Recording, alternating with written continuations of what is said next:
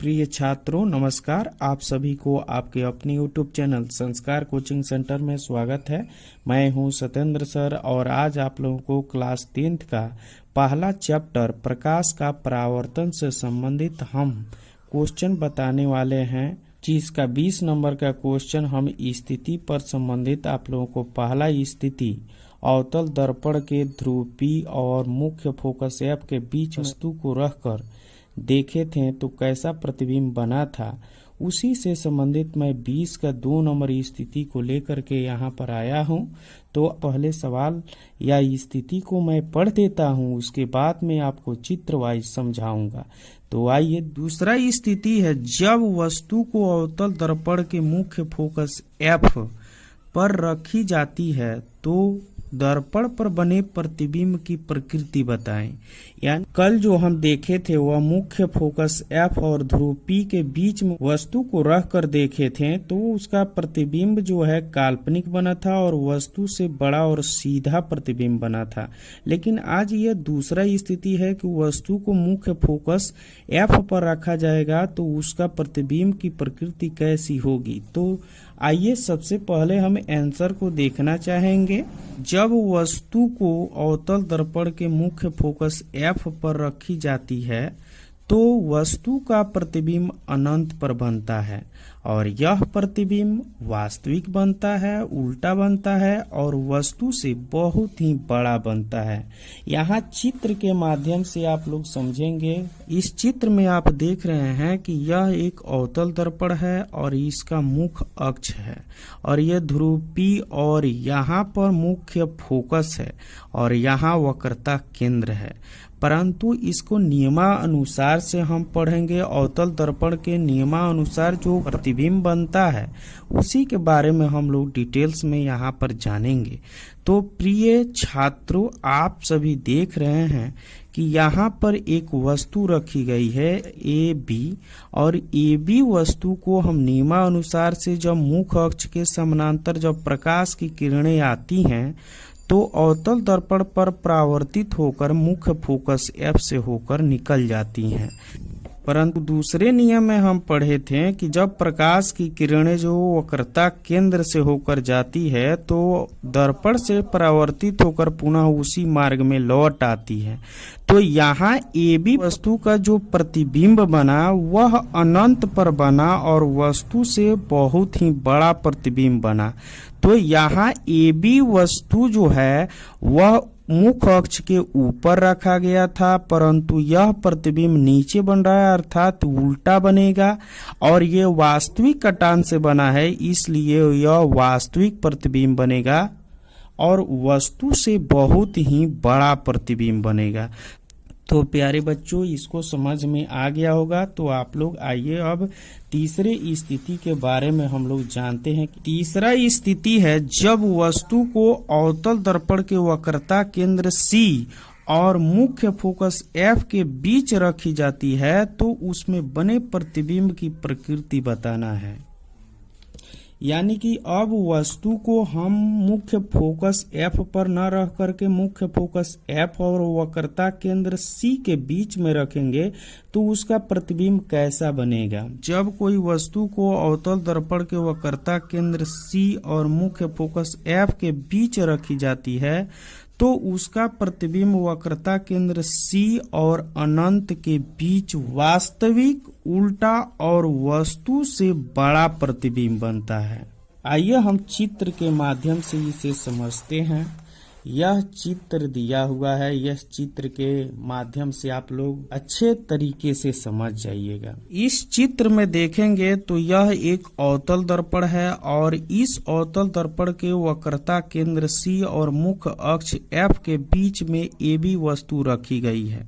तो नियमानुसार से जब इस वस्तु के सिरे से प्रकाश की किरणें जब मुख्य अक्ष के समानांतर जाती है तो परावर्तित होकर दर्पण से मुख्य फोकस F से होकर गुजरती है। दूसरा नियम कहता है जब वक्रता केंद्र C से होकर प्रकाश की किरणें उस वस्तु के सिरे से गुजरती है तो परावर्तित होकर दर्पण से उसी मार्ग से होकर लौट आती है। तो जहां ये कटान बिंदु मिला यहीं पर इमेज बना और इस इमेज को ही हम प्रतिबिंब या तस्वीर कहते हैं। और ये भी प्रतिबिंब जो है देख रहे हैं कि AB वस्तु से ये बड़ा बना है और यह प्रतिबिंब वक्रता केंद्र C और अनंत के बीच में बना है और इस वस्तु से यह प्रतिबिंब बड़ा बना है। तो हम कल्पना कर सकते हैं कि यह मुख्य अक्ष से नीचे बना है तो यह प्रतिबिंब उल्टा बनेगा और वास्तविक कटान के द्वारा बना है तो यह प्रतिबिंब वास्तविक कटान द्वारा बनेगा या कि वास्तविक प्रतिबिंब बनेगा। बहुत ही इम्पोर्टेंट है। आप लोगों को यदि अच्छा लग रहा होगा तो इस चैनल को अभी सब्सक्राइब कर लें।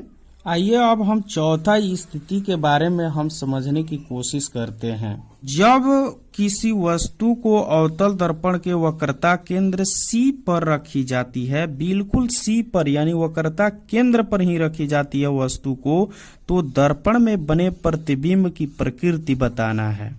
यानी इस स्थिति में जब किसी वस्तु को वक्रता केंद्र C पर रखी जाती है तो वस्तु का प्रतिबिंब वक्रता केंद्र पर ही बनता है।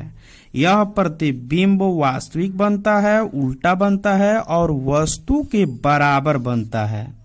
इस चित्र में हम लोग देखेंगे कि यह एक अवतल दर्पण है जिसका M और M' अवतल दर्पण का द्वारक है और इसमें यह मुख्य अक्ष है और यह ध्रुव P और मुख्य फोकस F और वक्रता केंद्र C है। इसी वक्रता केंद्र पर AB वस्तु को रखा गया है और इसका उल्टा प्रतिबिंब A' बना हुआ है। परंतु यह कैसे बना है इसके बारे में आइए हम लोग देखते हैं।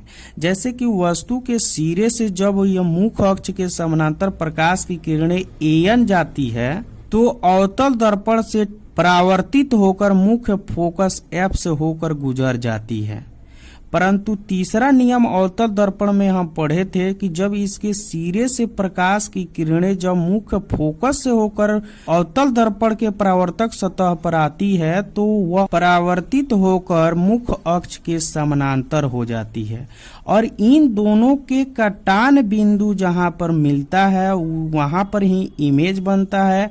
और यह इमेज पहले वस्तु मुख्य अक्ष के ऊपर था तो यह सीधा था, परंतु अब यह मुख्य अक्ष के नीचे हो गया A' वस्तु, तो यह प्रतिबिंब जो है उल्टा बनेगा और यह प्रतिबिंब वास्तविक कटान के द्वारा बना हुआ है तो यह प्रतिबिंब वास्तविक बना है। और वस्तु जितना बड़ा है यानी 5 सेंटीमीटर का है तो यह भी 5 सेंटीमीटर का उसका प्रतिबिंब भी बना है। यदि 10 सेंटीमीटर का होगा तो इसका प्रतिबिंब भी 10 सेंटीमीटर का होगा। यानी कि अवतल दर्पण में हम एक ही स्थान पर वक्रता केंद्र पर रख सकते हैं वस्तु, तो जितना बड़ा वस्तु रहेगा उतना ही बड़ा उसका प्रतिबिंब बनेगा।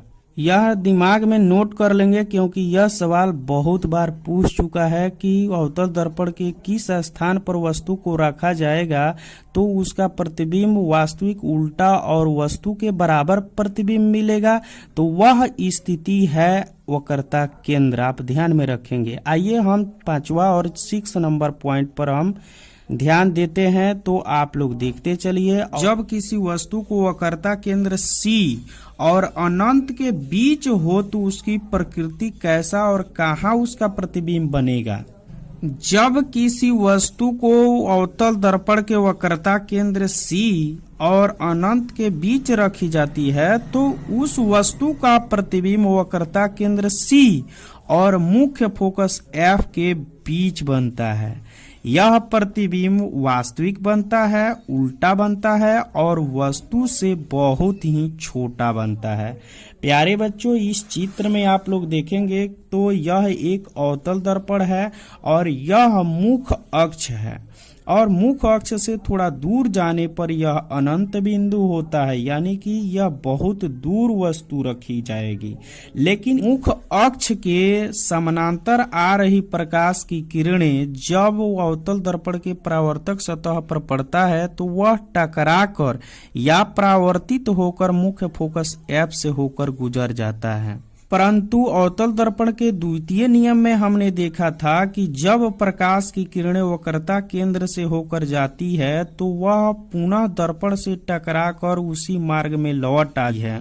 तो यह दोनों प्रकाश की किरणें वस्तु के सिरे से होकर गुजर रही है, तो इसका प्रतिबिंब दोनों को मिलने से इस जगह पर बना, यानी कि यह प्रतिबिंब वस्तु ए बी का प्रतिबिंब ए डैश बी बना, क्योंकि ये वाला जो पॉइंट है, सिरा है, वह इस प्रतिबिंब में नीचे बना है और बी वाला पॉइंट जो है उसी स्थान पर है, यानी कि यह वस्तु का प्रतिबिंब नीचे बना हुआ है, यानी कि उल्टा बना है, और यह वास्तविक कटान के द्वारा बना है, तो यह प्रतिबिंब वास्तविक बनेगा। यह प्रतिबिंब वस्तु से छोटा बना है, लेकिन यह प्रतिबिंब बना कहाँ है, तो यह वस्तु को रखे थे अनंत और वक्रता केंद्र सी के बीच में वस्तु को रखे थे, तो यह प्रतिबिंब बना है वक्रता केंद्र सी और मुख्य फोकस एफ के बीच में बना हुआ है। तो आप सभी इसको नोट्स बना करके एक दो बार देख लेंगे तो क्लियर हो जाएगा। आइए हम अब 6 नंबर स्थिति के तरफ चलते हैं। जब कोई वस्तु अवतल दर्पण के अनंत पर रखी जाती है तो अवतल दर्पण में बने प्रतिबिंब की प्रकृति बताना है।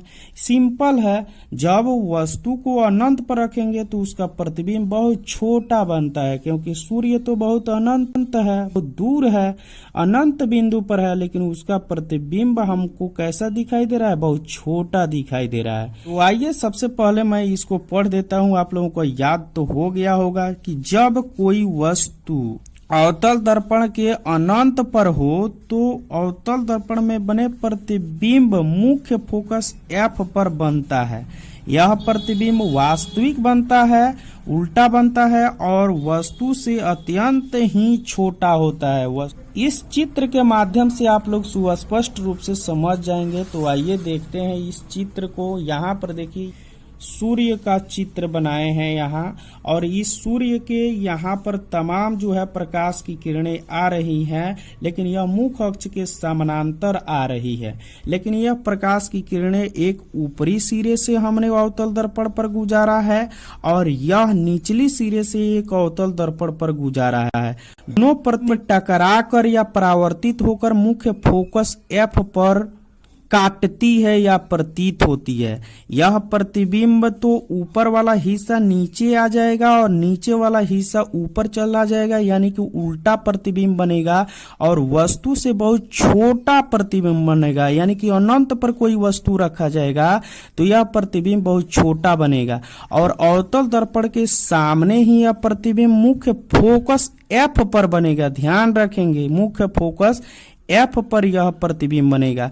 यानी कि हम दूसरे कंडीशन में देखे थे तो यहाँ पर वस्तु को रखे थे तो अनंत पर बहुत बड़ा बना है, लेकिन अनंत पर वस्तु को रखे हैं तो देख रहे हैं इसका प्रतिबिंब मुख्य फोकस एफ पर बन रहा है। इसी के कारण हम अवतल दर्पण के द्वारा हम अपनी आंख से सूर्य का प्रकाश हम नहीं देख पाते हैं, क्योंकि यह अवतल दर्पण जो है सूर्य के प्रकाश को अभिसारित कर देती है, यानी कि एक जगह पर इकट्ठा कर देती है और वहां पर बने जो प्रतिबिंब होगा उसका उष्मीय मान बढ़ जाएगा और आपका आंख क्षतिग्रस्त हो सकता है। तो प्यारे बच्चों, अवतल दर्पण से कदापि आप लोग सूर्य का प्रकाश न देखें, क्योंकि आपका आंख खराब भी हो सकता है।